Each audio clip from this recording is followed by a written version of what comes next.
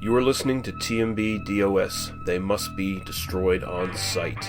The following podcast about film often contains foul language, discussions of an adult nature, and spoilers for the films discussed are to be expected. Now take it away, Dr. Rausch. They must be destroyed on sight.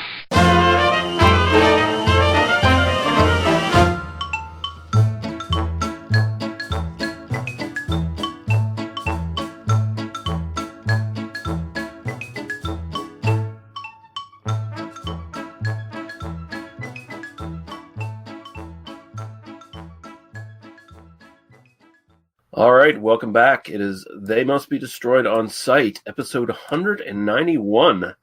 And I'm your host, Lee, revealing my immoral strength, Russell. Joined by my co-host, Daniel, heroine of romance, Harper. How you doing, sir? I am doing great. I am going to go on a series of adventures, like riding a horse and driving a car, and not actually marry the guy that I'm in love with, despite the fact that he's great, and he has to save my ass every time. And then, well, we'll get into we'll get to that. Guy. We'll get to that. Yeah. I think you're. I'm overstating certain things, or perhaps being a little bit overly generous to this douchebag, right? Yeah. Yeah. We'll get into that. Yeah, so we're continuing with silent movies. We're still in the teens now. We're in the 19-teens. Yeah. 1910s. Technically, we weren't there. We are there now. We did the 1900s last time. And now we're in the teens. And we'll stick with the teens next week, I think. And then we'll be in the 20s for like 2 months, probably. We're going to time in the 20s to do. But yeah, so that's where we are. And we're going to be looking at one of the most famous serials that was ever put together, the Perils of Pauline, or the Perils of Pauline, I should say. I pronounced that a little fucked up. I was gonna do the joke that the Perils of Pauline sounds like a fetish porn title, like it sounds like it should be a Pornhub title. But the Perils of Pauline also very much sounds that way. So pretty much any the adjective of Pauline kind of sounds like a porn title these days. Yeah. When I think of a Pauline, it's just like I kind of picture like a woman on leather, like a brunette in leather. And, And we get a little bit of that. I mean, not a brunette, but kind of a brunette. I don't know. You can't really tell. Yeah. Anywhere from sandy blonde to light brown is reasonable inference of hair color based on what we see. Anyway, but how are you doing, Daniel? I'm doing well. I'm making it. Right on. It started snowing here. We haven't gotten a lot of snow in my area, despite living in Michigan. Again, it's been pretty nice to not have to drive through it, and we're all going to die. I know I've made that joke before, but I'm making it again. But we did get some snow, so I've been staying inside and wearing sandals. That's been my strategy for dealing with the snow. That's the way to do it. We got a little bit of snow too. Like it's been the pattern now for all of our winters the last few years. It's just been really mild up until like some point in January, and then all of a sudden you get like this big winter bomb that lasts like 2 weeks, and the temperatures are like minus 20 something with the wind chill, and then it goes back to spring, and spring just kind of gradually becomes summer sometime in late July. Yeah. Love it. That's where you go. Yeah. Perils of Pauline, we're going to be talking about that. I think we should have some interesting things to say about that. But before we get into this, we have a little bit of house cleaning. So we have one comment this week, and it is from Jeff Williams with his recommendation of the week. And this time it is Raw Deal from 1948. He says, 2 women vie for the soul of an escaped con who becomes hell-bent on getting revenge on the man who set him up. An unusual film noir directed by Anthony Mann that features peerless cinematography from John Alton, along with superb performances by Claire Trevor and Raymond Burr. Bonus points for the imaginative use of a theremin in the voiceover sequences. Well, you had me long before theremin, but you would have had me just right there. So yeah, that's interesting. That will go on the list, I think. It is currently on the list. Awesome. Because that's Yeah. all I do here is update the spreadsheet. That's my job. Yeah, I got to get back and put those train films on there from the 1930s that he suggested last week. Yeah, so we can move on to what we've watched in the last little while. I know we both have at least one thing, so I'll throw over to you, Daniel. Yeah, I just have a quick one. I could not sleep last night. I did the thing of going to bed a little bit early and thinking like, oh, I'm going to go to sleep. I'm going to get well rested. I'm going to get up early in the morning and get shit done. And you nap for an hour and then find yourself like up till 4 a.m. Mm-hmm. So I watched There Will Be Blood. What else are you going to do? I haven't seen this in a few years. I have routinely called this one of kind of an all-time favorite movie of mine. Mm-hmm. It's got some issues, but I think it's kind of just cinematic brilliance on a whole lot of levels.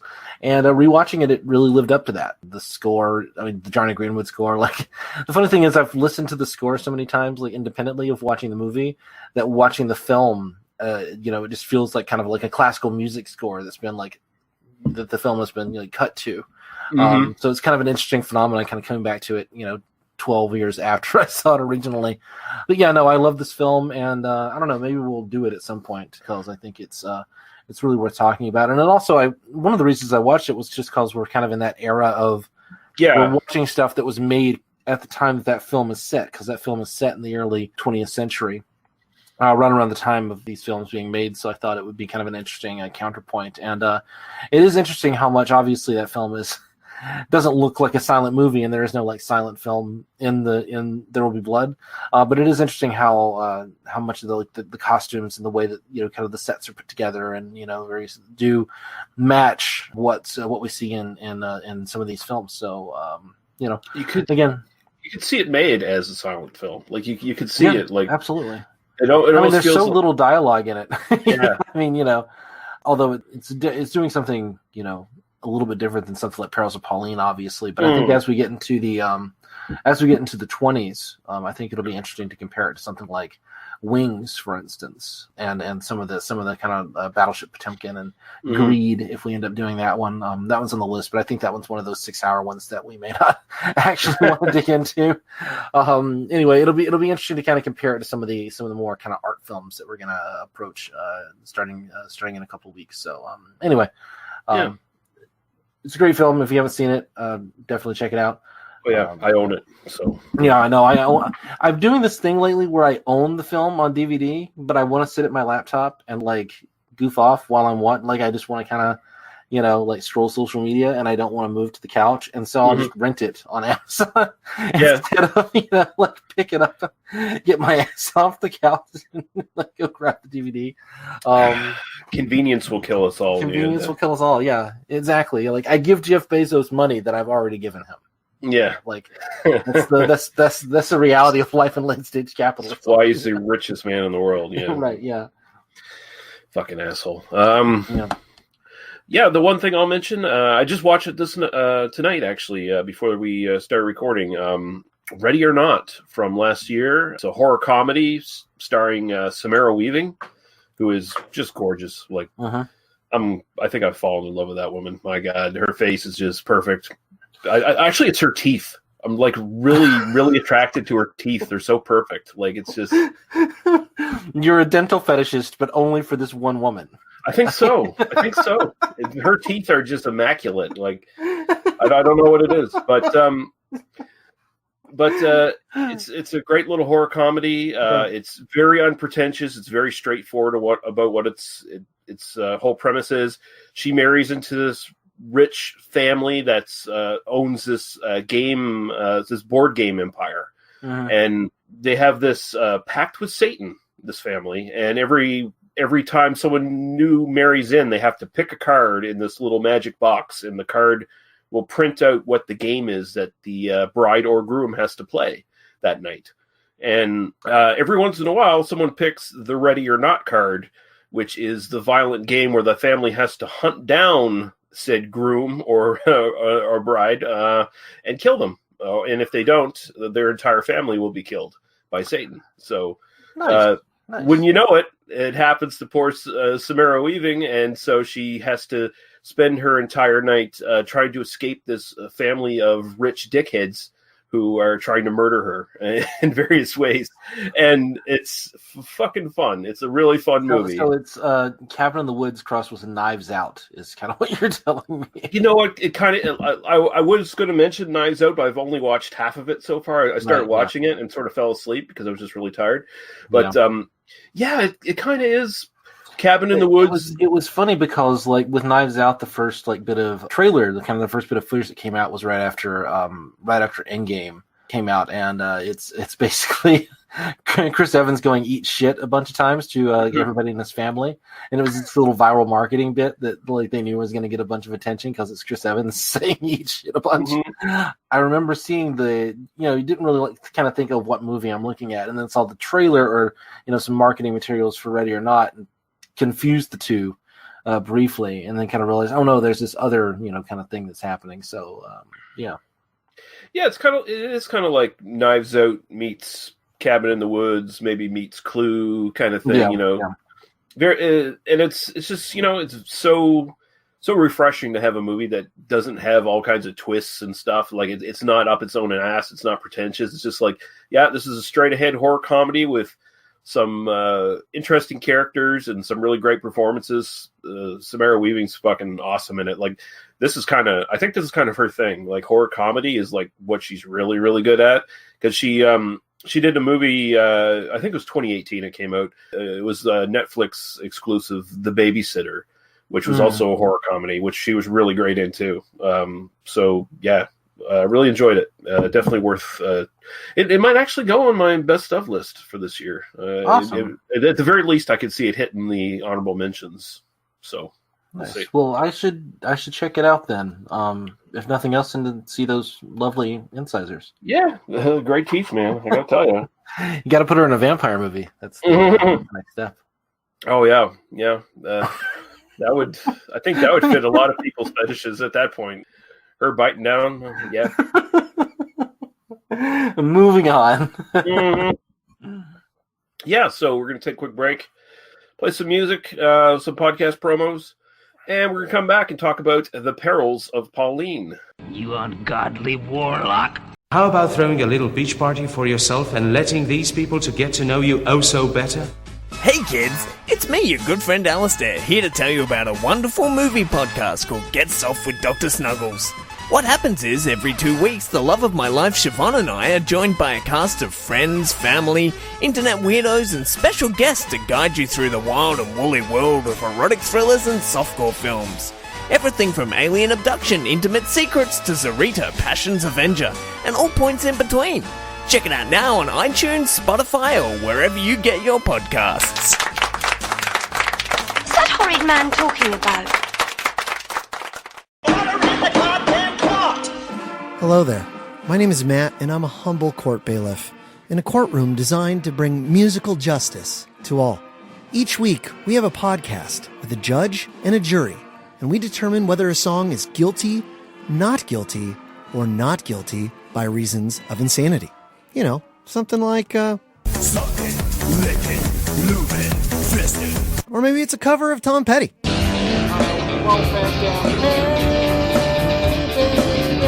You can find us wherever you find podcasts, iTunes, Google Play, all that stuff. Just look for Songs on Trial, please. Okay, I love you. Make good choices. You ungodly warlock.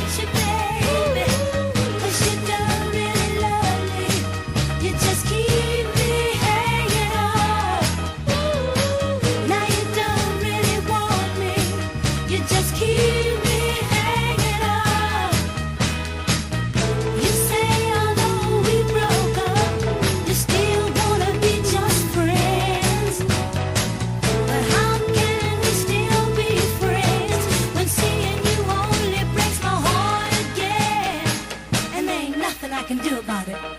Whoa, love, set me free, why don't you, babe?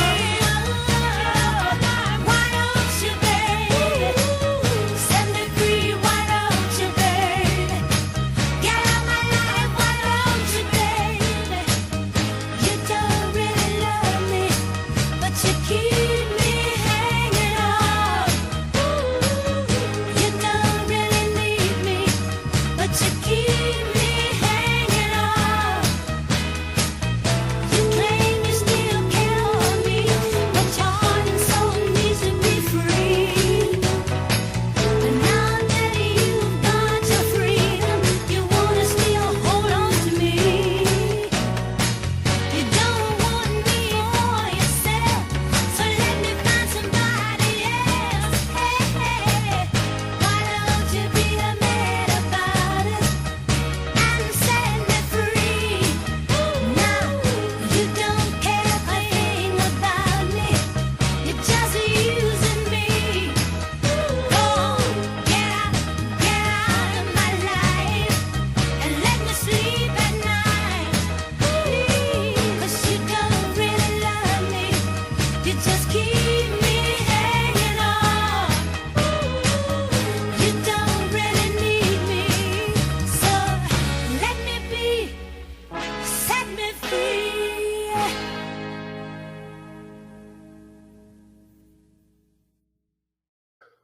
All right, The Perils of Pauline from 1914, and it is directed by two different people here. You got to remember this is also a serial, so this is not really a movie in the sense that we think of it as being. We'll get into the details of how this was sort of compiled as we go along, but directed by Louis J. Gassner, who is best known for directing Reefer Madness. Oh, nice. That's We actually didn't put that one. I like legitimately did not put that on the list intentionally, just because it's such a meme at this point. But Mhm. Like a lot of these directors that we're going to get into, he had a bunch of shorts and silent films before this. Got picked up by I think it's the French company Path. Yep. Yeah, and started making more feature-length movies for them and stuff. Often paired with apparently what were called like dialogue directors, like directors who could direct people in talkies and stuff like that as his career went on, I guess. And the other director on this is Donald McKenzie, who also acts in this one as in one of the serial parts. He plays Blinky Bill, the pirate, in I think the third episode. Nice. Yeah. So this is written by Charles W. Goddard, Basil Dickey, George B. Seitz, and Bertram Milhauser. And I didn't really look up any details on any of them, but I'm sure they got about 1 million credits between them in this period. So it's starring Pearl White as Pauline, and around this time she was, I didn't look up the name, but she was like neck and neck with another actress as kind of like the star of these sort of films, you know, like the biggest female star of these sort of films in the day. Crane Wilbur as Harry Marvin. Paul Panzer as Coroner or Raymond. Oh, I think it's Coroner. Is how it... Coroner? I think. Yeah. I mean, yeah. Or Raymond. we call Owen. him Coroner. That seems to be the gag. Yeah, I was wondering if that was the gag or not. I just didn't know. But I mean, originally it was like Owen or something, and then they changed it to Coroner because like World War I was heating up, and they were like, "Hey, we need to stoke up some racism against Germans." Yeah, that's really the plan here. And in some shots, why don't we make him look a little bit black? Can we do that in some sequences? I think that's a really good idea. That's not going to look really uncomfortable in 106 years at all. We could spend 3 hours talking about the racial shit in these fucking things. Well, let's try not to do that, but we should definitely address some of the really overt ones. But yeah, so moving on. Edward Jose as Sanford Marvin, Francis Carlyle as Owen's henchman Hicks, Clifford Bruce as Gypsy leader, Donald McKenzie as Blinky Bill, like we said, Jack Standing as Lieutenant Summers, and Eleanor Woodruff as Lucille. And I have a little synopsis here from someone called Frank Fobb2 at yahoo.com. Okay, well, we'll make sure to email him. We're going to put him on blast. If this is a bad synopsis, feel free to email him. Yeah, I wonder if he still has a Yahoo account. It would be, like, I really hope that the thing is like from like 2006 or something, and he's like left, like like the guy just like suddenly he gets 3,000 emails and is like, what the fuck? I mean, there's people out there who still have America Online email accounts. That's like still an active thing. I am aware. I'm friends with some of them. Wow. Young Pauline has left a lot of money when her wealthy uncle dies. However, her uncle's secretary has been named her guardian until she marries, at which time she'll officially take possession of her inheritance. Meanwhile, her guardian and his confederates constantly come up with schemes to get rid of Pauline so he can get his hands on the money himself. Now, yeah, that kind of sums it up, but there's one glaring thing, and I just want to get this out of the way right away, that they don't mention. The man she's going to marry is her fucking foster brother. Yes. What the fuck? Yeah, that's a detail that it's easy to overlook if you blink for a minute. But yeah, no. Foster brother, and it's just like, and apparently this was a trope in movies of this time, was foster brother becomes husband. It feels really weird, right? But I don't know if it's meant to sort of convey a certain, like... I mean, technically it's not incest, but I mean... Right. I mean, it just, like, to make them seem more relatable because they're orphans or something. I don't know. Like, it's one of those things that just feels so alien. I'm not... Presumably some film historians can kind of explain this to us, but this is yeah, it's just bizarre, and honestly, it's probably best just ignored. I'm assuming it's like it's just some fucked up rich people thing that people accepted because hey, they're rich and then they want to keep the wealth in the family kind of thing. Yeah, could be, or you really only met like 5 people in your life apparently, unless you went off and had adventures as a young woman. And you get reprimanded regularly for that. Well, this is obviously a fractured country where it's almost like an amusement park ride where there's different like worlds and lands because there's like pirate world and there's like Indian world that's like totally. Can we just say this is a series of unfortunate events just done 100 years earlier? This is, I mean, clearly, series of unfortunate events is playing on these same tropes. I mean, it's doing the whole like cliffhanger format, although this doesn't really do cliffhangers. This does like complete episodes and everything. But it's very obviously like setting up this, like we're gonna go to different places and have little adventures. There are quite a few that involve boats. I was surprised at how much boat action we get in this. But there's one that's like, oh, there are pirates, and there's one that's a hot air balloon, and there's one that's like we're gonna go racing. And there's one that's like, we're going to ride a horse and, a plane. We got a plane in one. It's great. The footage looks like shit, but we got a plane. It's awesome. Which may be just what version survived to today, But yeah, just give your sort of general thoughts on this whole sure. thing.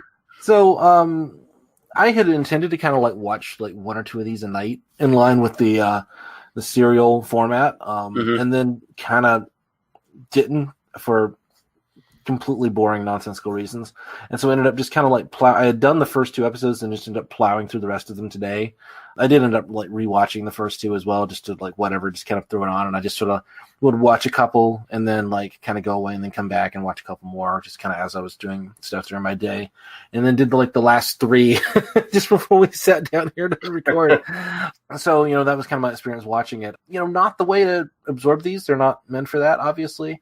Yeah. This would have played, there would have been like various serials that would have all kind of played together, and you just kind of buy a ticket to the theater and you walk in. I think the separation in time was like every 2 weeks or something like that. A new one would come out. Yeah, so there'd be like, oh, Perils of Pauline, Chapter 5, and then you'd kind of go in and you'd watch it, and along with all the other stuff that they had playing, and it was a draw. I mean, this was a huge movie. I think one of the reasons it survives to the degree that it does, it was apparently originally 20 chapters, and only 9 of them still exist, and this is like a reworked French print. Yeah. So the subtitles, they re-subtitled it in French and then translated those into English. And like, it's all different styles, it's all different formats. I mean, it does kind of tell you like, they were obviously sourced from different original source materials and all that sort of thing. So it's pretty it's pretty hilarious kind of watching it. But that's where I picked our joke names from the fucking cards. Right. It's 9 parts. It's repetitive. It's very repetitive. Oh my god! It's really difficult to kind of sit through all at once, but it's also like, again, this isn't how it's meant to be watched. Yeah. I think it really fits if you kind of think of it like an 80s TV show. It's like the A-Team, where every episode is exactly the fucking same. But you're not, like, it's not meant to sort of like absorb your full attention all the time. You know, this is part of a night out at the movies. And I think kind of the difficulty is that some of these are, you know, more than 20 minutes long, and they sort of work in more of that like 15-minute length. The shortest one is 9 minutes, and it actually feels a little bit short. It feels like maybe some stuff got trimmed here and there. And there are certain ones, like the one with the plane, which I think is chapter 6. I missed some plot details in this, and I think there might have been either I just kind of drifted off for a second, or there were certain details that just kind of didn't make the final cut. It's unclear to me exactly whether we have all these chapters were sort of pre-existing things that exist in something like their pristine form, or if there are bits that have been lost from them as well. And I mean, any explanation I would buy, because nobody was archiving this stuff until like decades later, right? I was looking. There are some detailed descriptions of what all the original 20 chapters were supposed to be. Mm-hmm. So, which will go on. You know, when we get to the trivia, it debunks a kind of couple things that are kind of famous about this that people think are true. No, you're right. This is very much like old style episodic television that you and I grew up watching. You know, in like the 80s and in the 90s. Everything. It's like if we binge watched Family Matters or something like that, right? Like, because every episode's the same. You know, it's Steve Urkel gets into trouble, Carl Winslow gets pulled into his schemes, and then in the end, everything resets and nothing changes, and it's just the same again. And that's every one of these. It's and but at that point, the pleasure is like you're looking at the stunts, you're looking at the footage, you're kind of watching like they have a plane. Like, it's really cool. They got a plane in the movie, you know? You know, the racing footage looks pretty good, especially, you know, given, you know, how early we are in doing this stuff. Like, it's entertaining stuff. Yeah. On a pure, like, cinematic technical level, this stuff blows away the 3 films we watched. Yeah. Like, it's definitely working on a different level than that. Like, there's actual camera movements. It's side to side. There's no up and down camera movements, but it is side to side. They're actually, you know, moving. They're panning. They've learned to pan by this point. You know, it doesn't do the things that like we kind of expect from a lot of films from this era. It doesn't do like the iris effect. It doesn't do, you know, it's fairly straightforward. But again, that does kind of make it feel a little bit more modern than some other stuff, even stuff that came later. That kind of relies a little bit more on cinematic techniques that were kind of in vogue at that moment. And in a way, I don't think it's like we're too early. I think it's just, you know, this was advertised as being like the $25,000 picture, like, which at that time was like, look at our massive budget and look at our sets and look at our stunts, you know.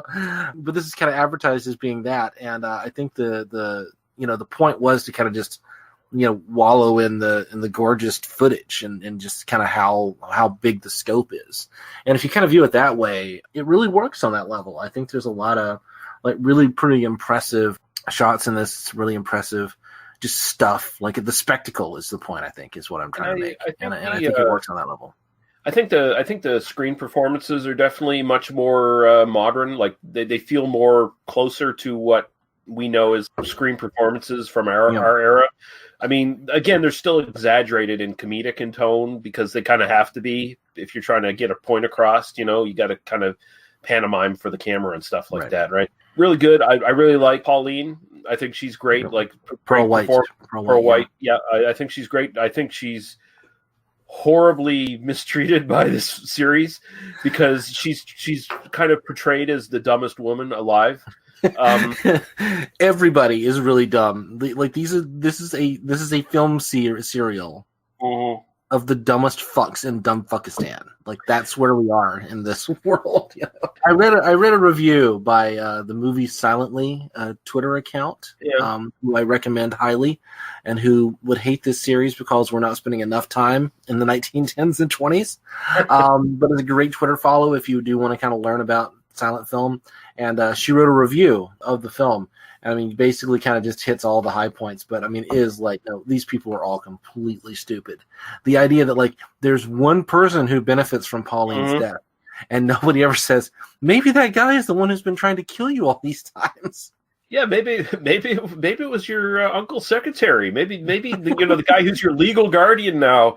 Maybe he's the one behind all of these murder attempts, these kidnappings by masked men that the police never follow up on, and they never get caught. It's Count Olaf. It's Count Olaf. He's in disguise again. I mean, he's wearing blackface. Yeah. Oh God. I mean, I will admit they were smart enough to know that, hey, if any of these like subordinates to our main villain gets caught, that kind of just unravels the sort of logic of everything, and like it would be like, oh well, he's obviously the guy behind it then, because the fucking henchman, he's gonna fucking squeal on his boss. So at least they were smart enough to know that.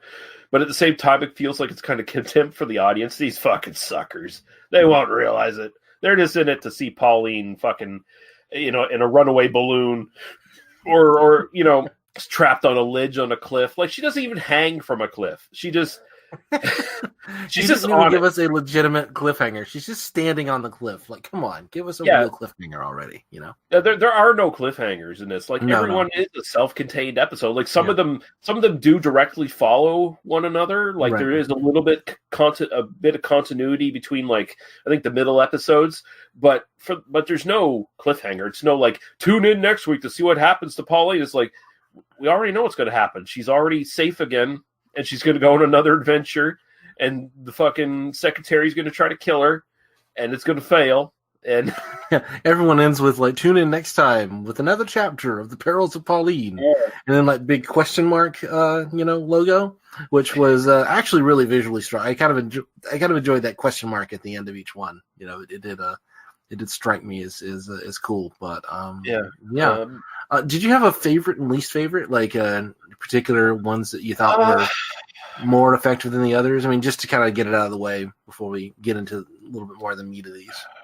To be honest, I found the first three were kind of all you needed to see. Like, after I got past those, to be quite honest with you, I didn't do the full 3 hour running time. Like, I spent an hour and a half on this, pretty much, because I just fast forwarded through a lot of it, because I was, okay, I'm going to have it on like 1.5 speed or whatever. And every once in a while there's a title card. I'll pause that because there might be an important plot point. But for the most part, I was like, oh my God. You can do this at 1.5 or 2x speed and not really suffer for it, honestly, unless you're, obviously if you're trying to kind of study this in detail and kind of get the full experience, but you can really, like, just for entertainment purposes, for modern audiences, I think you really can play this pretty much at high speed.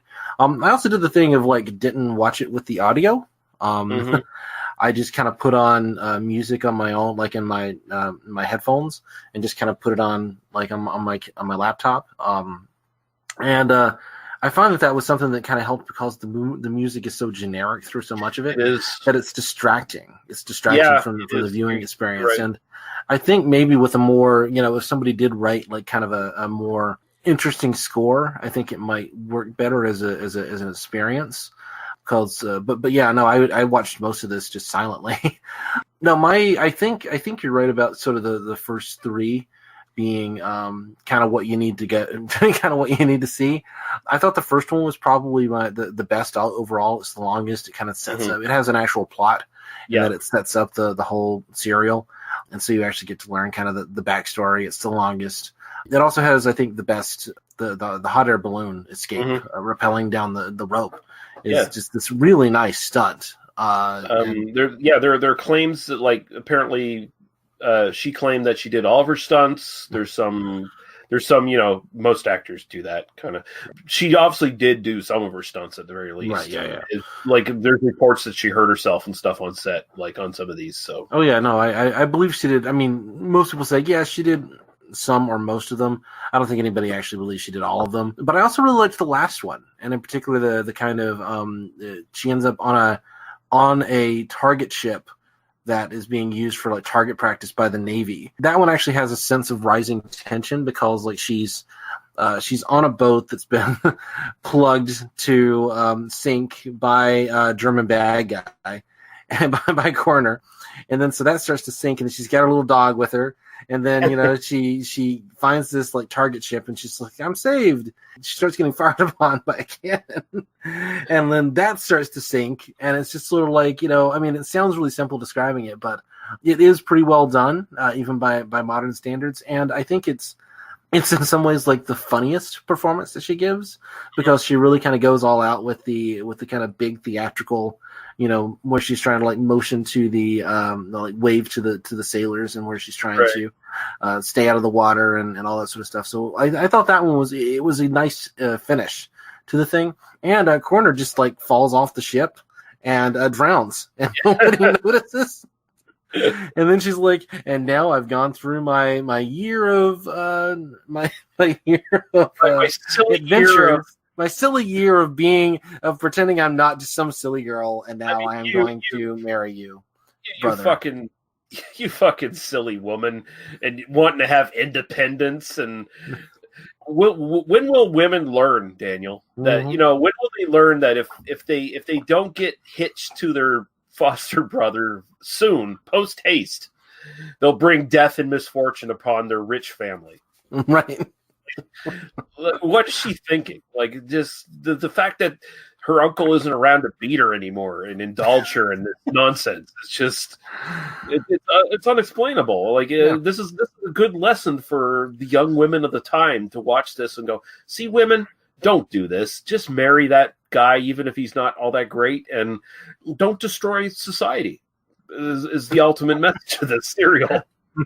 Pretty soon they're gonna want the right to vote or some shit. Like, I had a lot of problems with that shit. Like, I was just watching like rolling eyes, but at the same time, a lot of the tropes of the sort of damsel in distress stuff are credited to this, when it's really not that fair, because she's actually pretty resourceful in like getting out of these things for the most part. Like, she's saved once in a while by her foster brother who wants to marry her, but she usually gets out of most of this shit herself. So yeah, do we got anything else to say about this one? I hate to say not a lot. I feel like we've kind of like said the bit. We should talk a little bit about the racism. There's straight up cowboys and Indian shit in episode 2, which is one of the better ones, and probably the most racist. Would you say the most racist? Well, it's got the straight up white girl comes out from a hole, and they go, "You must be a goddess. You fair-haired goddess, you will now be our leader." And it's like, oh god, that's uncomfortable. She gets abducted by Native Americans who have apparently never seen white society ever. Like, at this, it's 19. Like, when is this supposed to be set? It's supposed to be contemporary, right? Yeah, sure. Yeah, so 1914. So this, and they're like a mile out from New Jersey. Like, this isn't. This isn't even like. The title of that one is Goddess of the Far West. The Far West being like Pennsylvania, apparently. Yeah. I don't know. Like, she doesn't get that far. You know what I mean? No, it's bad. It's really bad. Like, honestly, going through this, every time there's a scheme by her guardian to get her abducted and then murdered by either some force of nature or just straight up murdered, he's always like paying off shifty, quote unquote, people who are coded as ethnic in some way. Right, yeah. Well, even like the pirates in episode 3, kind of have there is that kind of like makeup kind of thing going on where it's clear they've got white actors and they're kind of putting them in this like swarthy makeup. There's, I think, one actual black man in the entire thing that we watch, and he's a porter. He's like a manservant. But it was like, oh look, there's one black guy. That's better than I expected. And then there are people clearly in blackface makeup. Just kind of wandering around in the background and doing stuff. And it doesn't quite. I mean, I don't know if there's one where it's like Pauline goes to Africa or something. Like, it wouldn't surprise me. To where it's like Pauline eaten by cannibals or something. But oh man, it made me think of. There's this British series. It started as a cartoon. It's Jane. She's like a secret agent, and of course it's British, so it's perverted. It's all about women losing their clothing, which I'm not against. I'm not against, and you know the. Why is this not on our list? We need to put this on our list. We could put it on the list if you want. It's in the 80s. There was an adaptation that's a feature length movie. It was a British cartoon that was turned into a series that was stylized almost Sin City like in the way it was kind of designed, which is kind of interesting. And she's like a secret agent in World War II era, and she just goes around and like doing different missions. And it always ends up with her always losing like most of her clothes, in different instances. And the movie is Jane and the Lost City, I believe, from '87. And there's some uncomfortable shit there too, where it's like there's some natives, like straight up black natives, stripping her down. One pulls the strap for her nylons and snaps it against her leg. Like. There's some stuff. There's some stuff in that movie. And it made me think of this, and I'm just like, okay, things did not change a lot over the 100 years. Yeah, I mean that's 80 years later, and they're still like basically doing the same thing. It's just like, hey, you know what we've learned? We can put some more TNA in this. One thing that was neat. Oh, there is one. There is one scene where German guy, or what's his name? Corner. Paul Panzer is his name. Panzer is the German word for tank. He's Paul Tank. Cormer, there is one moment where he's kind of leering in the background, and then he gets kind of dragged away for some reason, and he kind of reaches out clutching, and they kind of give a close up of his face, and they literally put shoe polish on his face at that point. He's got the big bug eyes, and it's kind of wow, this is different levels of racism just all in that one moment. This is kind of I need to lie down and think about this racism for a minute. No, Daniel, you got to understand where the filmmakers are coming from here. They couldn't hire the darkies on their film. Yeah. I mean, the white audiences would revolt if there was an actual black person on film. It's just well, but even coding the German guy. We need to make him look really evil in this moment. How do we do that? Make him look a little more African. That's the way we do this. I mean, it was either that or the Fu Manchu mustache. It was one or the other, right? Come on. I did not put Charlie Chan films on this list, and I feel comfortable with that decision. No, I'm fully with you there. The one thing we should go out on a high note, at least a positive note. One thing I did appreciate is the costumes. They do have Pauline, Pearl White, who is lovely. She does get to change clothes quite a bit. I particularly liked her jockey outfit when she she kind of goes away and then she comes back and is like, I'm in my jockey outfit, I'm gonna go ride a horse. And Harry's like, oh my god, what a douchebag thing for you to do, but okay, we'll take you to ride a horse if you want to go ride a horse already. Wouldn't you be more interested in making babies? Come on, Holly. Wouldn't you be more interested in making brother babies with me? Because you definitely should. But there is a lot of that kind of stuff where they do kind of get to put her in different outfits, and even though okay, we're gonna go off and we're gonna be in the Old West in Pennsylvania, but at least she does kind of get to wear some outfits, and I mean the costuming is pretty cool. It really does, and it does. We're kind of making it. I mean, it is really generic, and it is kind of really hard to sit through all at once. But they do work to kind of vary these a bit, in terms of kind of giving us different things to look at. I think part of what gets wearying, especially in that kind of middle section, is that they do start to kind of run together. I mean, there are at least two that have our heroes trapped in a water in a trapped room, closed off room with water rising. There are at least two of those. Or they're just on a boat, or they're just on a boat, kind of driving around doing boat things. There's a bomb on the boat. There's a bomb on the boat. Where it's there's a bomb. We gotta get off the boat, and then there's a jump cut of him exclaiming, "There's a bomb!" And then it jump cuts to him exclaiming that again, and then there's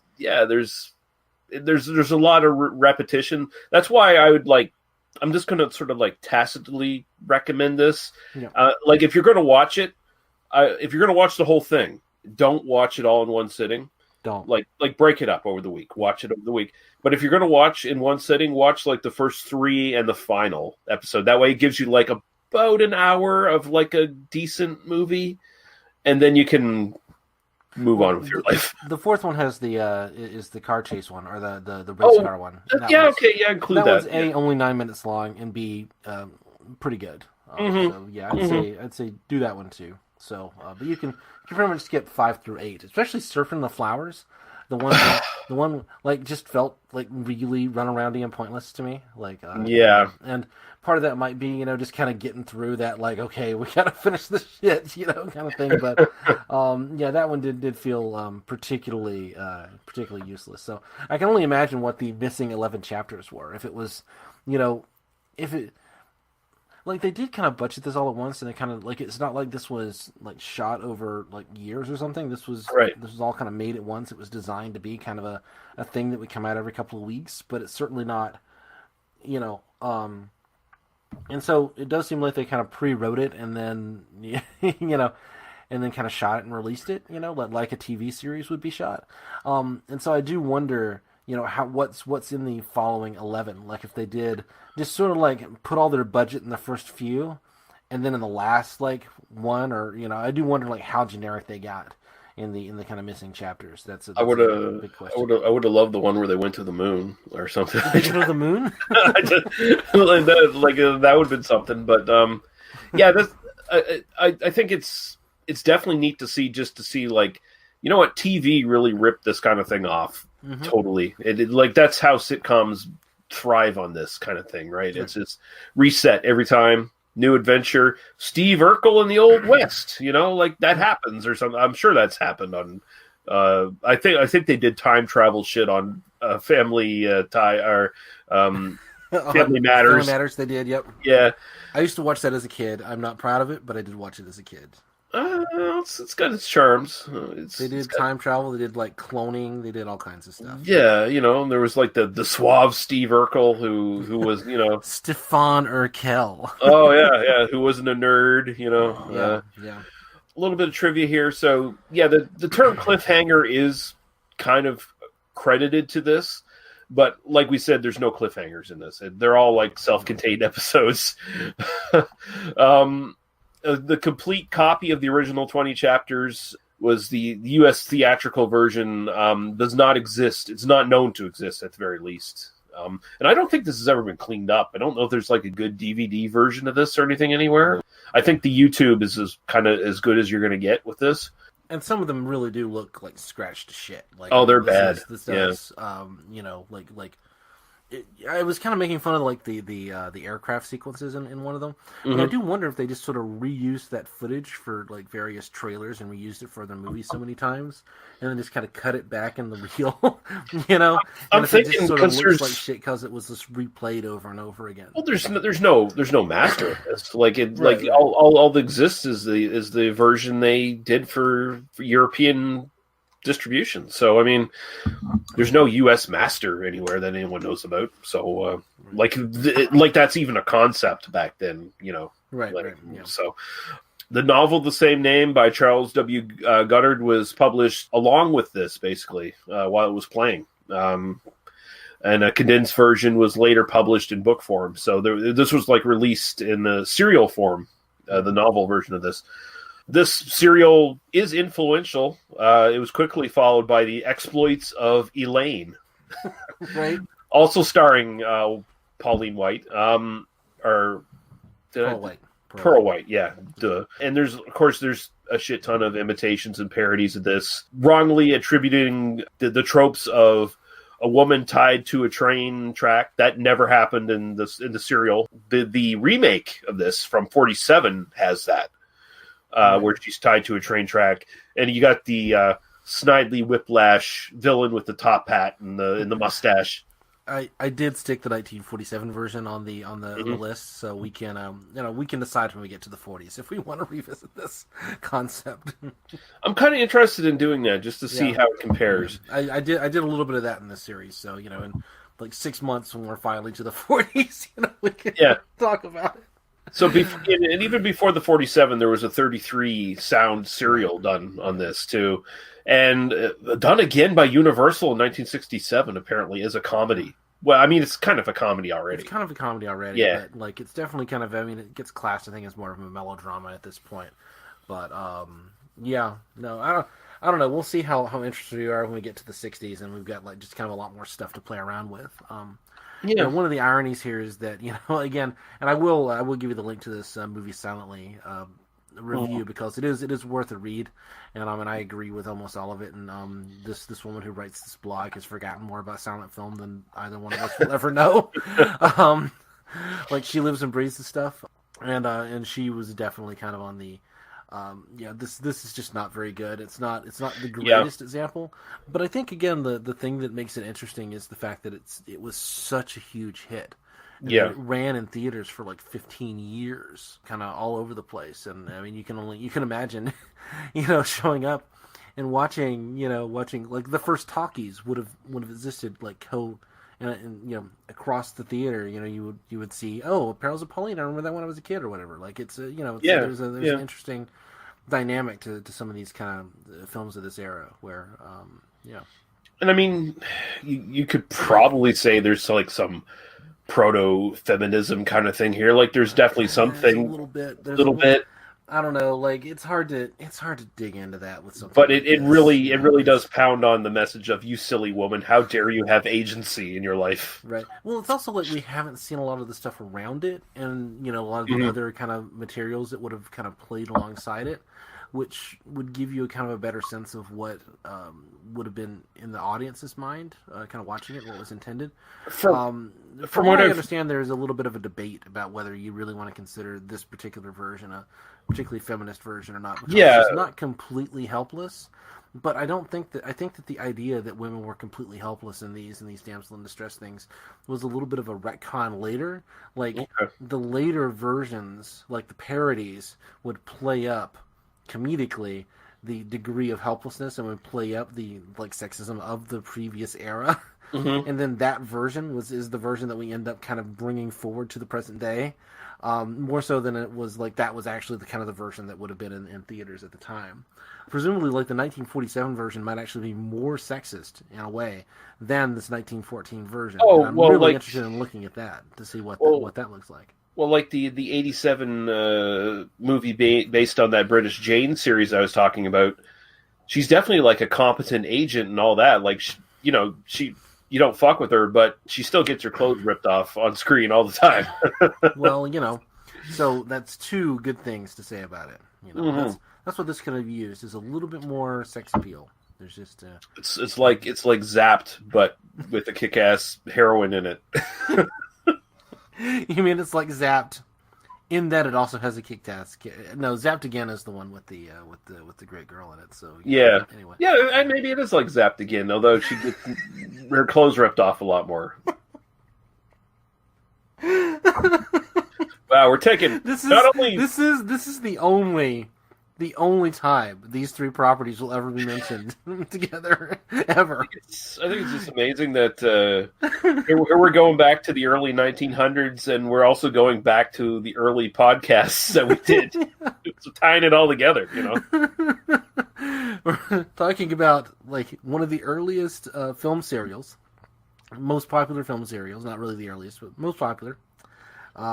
A spin-off movie from a British TV show with nudity, and the 1990 sequel to an early 80s Scott Baio vehicle, all at one time.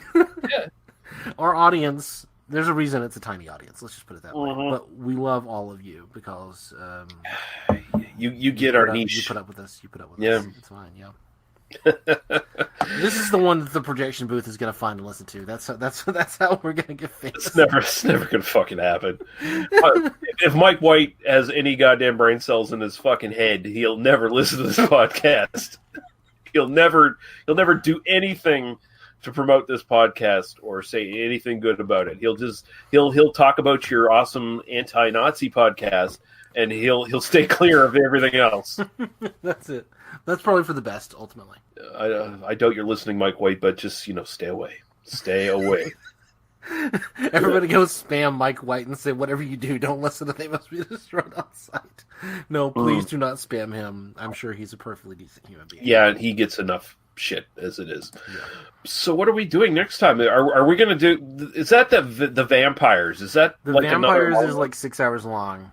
So we're not doing that one. Yeah, let's just move on. We can. So just FYI, we did kind of share the list on our Facebook page. Mm-hmm. We're not doing every movie on that list. This is no. The idea was to just kind of collect a whole bunch of stuff. I'm marking them off as we do them now. And we are going to skip that one. Maybe we'll come back. We're planning on kind of maybe circling back around when we're done with this, if we're not sick of it. We'll definitely use it as sort of a master list to kind of consider. But doing the like super, super long serials and the super, super long silent films just feels like really tough to do. Yeah. I know that we've got people in the Facebook group going like, yes, please watch 10 hours. It's not something we can do easily, and you also don't want to like split it across 3 episodes or something. Right. So yeah, we're just gonna skip it. We'll talk about how to do that maybe in the future. We're gonna do Broken Blossoms from 1919. Okay. This is another melodrama. This was on Ebert's Great Movies list. It was part of that series. That's when I first heard about it. It's a melodrama, and I've never seen it, so we're gonna watch it. And after that, we'll be in the 20s, and then we have to really start making some tough decisions about what we want to cover and what not to. So, Broken Blossoms next time. Awesome. All right, Daniel, tell people where can find you on the internet. I'm on Twitter at Daniel Lee Harper. I also do a podcast about terrible people, genocidal racists, and terrorists trying to spark off a race war and various other things like that. Called I Don't Speak German. And you can find that at idon'tspeakgerman.libsyn.com, or it's linked on my Twitter profile page. Right on. And you can find us at tmbdos.podbean.com, where you can find our Apple Podcasts, Facebook, and YouTube links. Join the Facebook group. That way you can sort of talk at us and get involved and give us suggestions and tell us how we're doing. If you think we're doing a real shitty job, you can directly tell us on the Facebook group, and you won't get banned. Well, not necessarily. Like, depends on what you say. You might get banned. Have we banned anybody yet? No.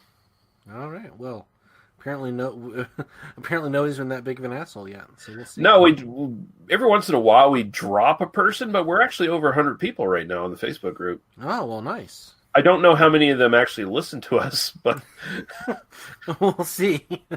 I feel like some of them are probably just pity joins, like, fellow podcasters and stuff who don't actually listen to us but feel obligated. That's fair. They're part of the quote unquote community, so I should.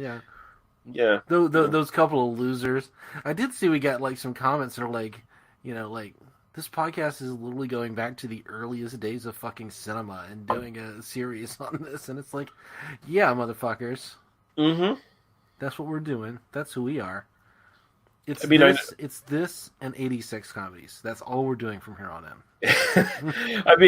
I know some fellow podcasters like us, like Court Psyops and stuff, although he likes your podcast better. I know he does. I'm not jealous. I don't know if that's true, but, it's fine. Yeah, that's fine. But no, he even comments like listening to our Once Upon a Time in Hollywood. He hates Tarantino. Like, he hates him with a passion, I think. And he's like, I'll still listen to these fuckers talk about it. So there you go. I'm gonna go back on his Psychosemantic podcast and make him do. That's terrible. That's terrible. Sorry. Cinema Psyops. I'm gonna suggest that we do Inglourious Bastards. Cinema Psyops. See, and here's the thing: you might get his co-host Matt on your side, and then you two might like just double team him, and it might turn into a fun episode.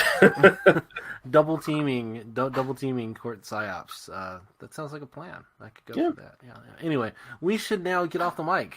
It's now time. This episode is over. Yeah. Next time, Broken Blossoms, Clara Bow. It's gonna be an exciting moment. I don't think this one is like 3 hours long. We'll find out after we. Oh, Clara Bow? That's I know that's like a fucking Sierra. She was a huge star. She was a huge. I know I know there's like a point and click adventure game named after her. Right. Like I was thinking last week when we were talking about Perils of Pauline. I was like, oh, that's definitely a point-and-click adventure game.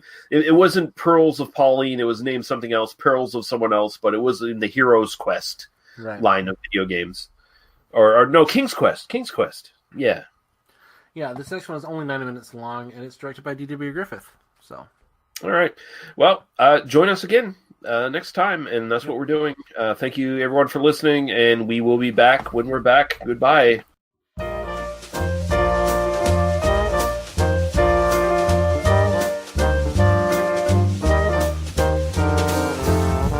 Come home in the morning light. My mother says, when you gonna live your life right?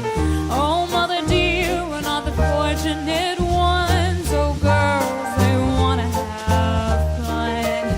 Oh, girls, they wanna have fun.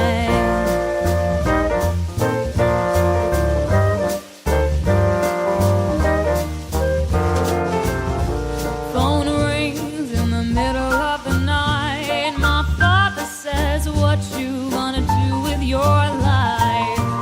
Oh, daddy dear, you know you're still number one. No, girls, they wanna have fun. Oh, girls, they wanna have fun. That's all they really want. Some fun when the working day is done. Oh, girls, they wanna have fun. Oh, girls, they wanna have fun.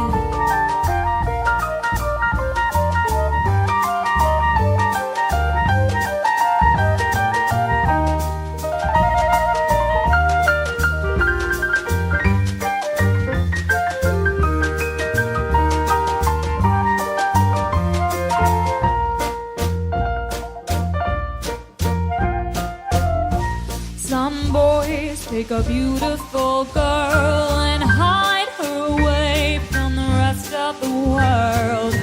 I wanna be the one who walks in the sun.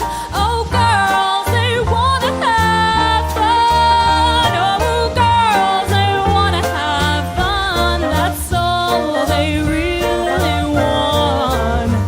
Some fun when the working day is done. Oh, girls, they wanna have fun.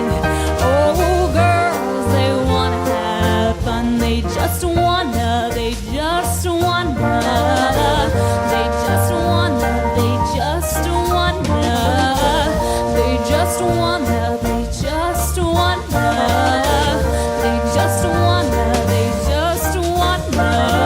When the working day is done, oh, girls, they just wanna have fun.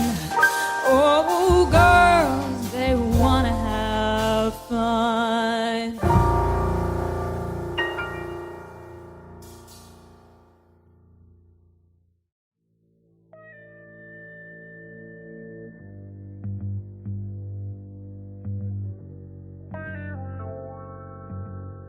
You've been listening to They Must Be Destroyed on Sight. For other episodes, our links to Apple Podcasts, YouTube, and our Facebook group, as well as links to podcasts and websites of similar interest, please visit us at tmbdos.podbean.com.